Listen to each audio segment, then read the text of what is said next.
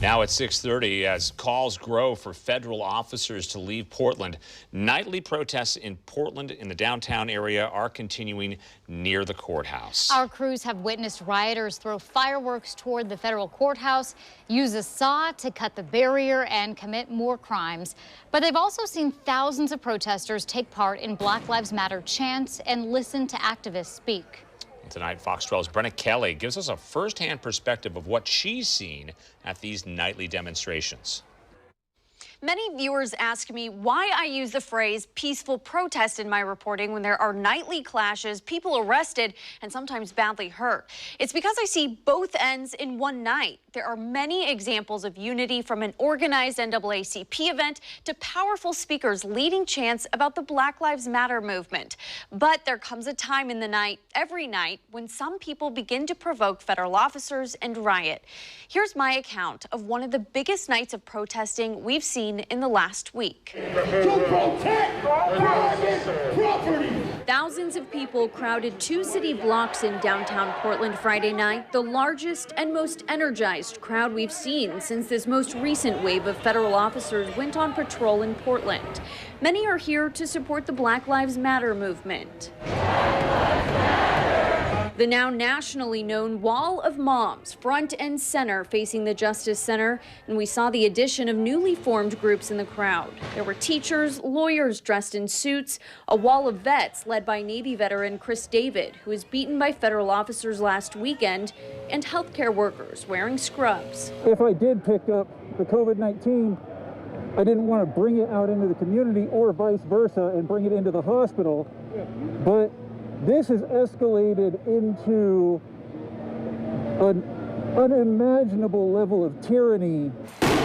But there is also consistently a group of rioters who gather near the barrier surrounding the federal courthouse to provoke officers. Well, things in the last few moments have changed. We just saw a few big fireworks go off right in front of the federal courthouse, and the fence. There you see another one. The fence was being shaken by protesters there. I believe that is tear gas we're smelling. In the middle of my 11 o'clock live shot, the first tear gas of the night was deployed. In this video, you can see the Wall of Moms standing in front of the federal courthouse where criminal acts were happening. Just 30 minutes after this, I come back on air to describe what's happening. It's an extremely volatile situation out here. Just minutes ago, there were thousands of people standing outside of the Justice Center, and now everyone is crowded in front of the federal courthouse. You'll see the people who are left have gas masks and gear like homemade shields and bike helmets. It's nearly impossible to stand within a city block of federally deployed tear gas without one.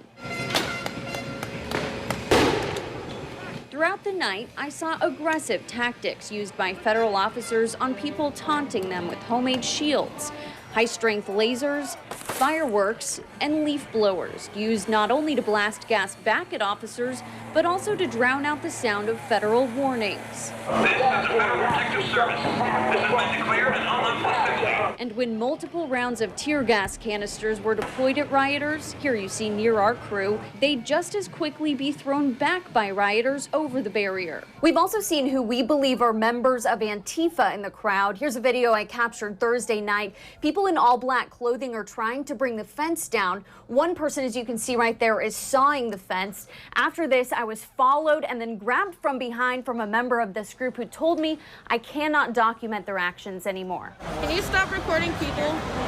This is only a snippet of what we've seen. Not everyone in a peaceful crowd is always peaceful, and not everyone in downtown Portland at 1 a.m. is violent. Any one night cannot be defined one way or the other. Reporting in studio, Brenna Kelly, Fox 12 Oregon.